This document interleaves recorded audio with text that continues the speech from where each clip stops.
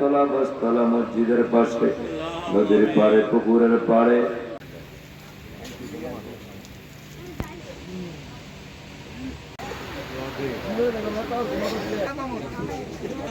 এলাকাবাসীকে আমি বলবো আপনারা সবাই ছেলেপেলেদের জন্য দোয়া করবেন, তারা যেন প্রতি বছর এরকম সুন্দর করে আরো সুন্দর করে ওয়াজের আয়োজন করতে পারে। আমরা এলাকাবাসী, আমরা সহ যারা আছি সবাই এই যুব সমাজকে আমরা সহযোগিতা করব। এই হাজিপুরে অনেক বাবার ব্যবসায়ী আছে, তাদেরকে উদ্দেশ্য করে বলবো আমি, আপনারা নেশাকে না বলুন, নেশাকে না বলে স্বাভাবিক জীবনযাপনে ফিরে আসুন। এই বাবা সমস্ত কিছু অন্ধকার করে দিচ্ছে।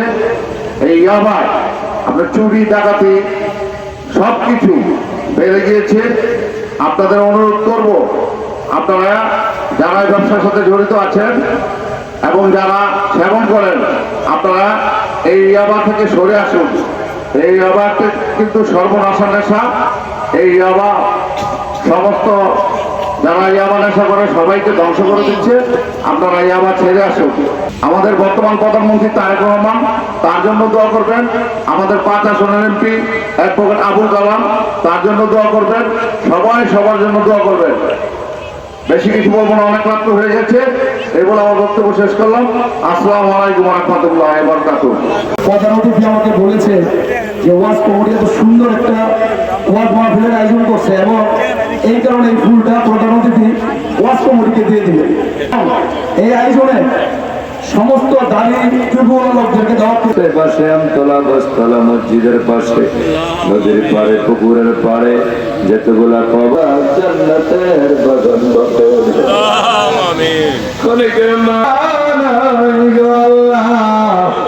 আল্লাহ আজকের মাপের অতিথিদের অনেকের কার জানি মা নাই, কার জানি মা কবরে, কার জানি বাবা কবরে, গণবে হাসরে। আয় আল্লাহ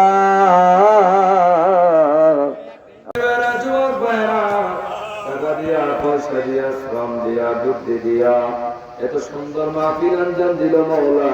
প্রত্যেকের এই শ্রম, টাকা পয়সা সব কিছু কবুল করে নাও।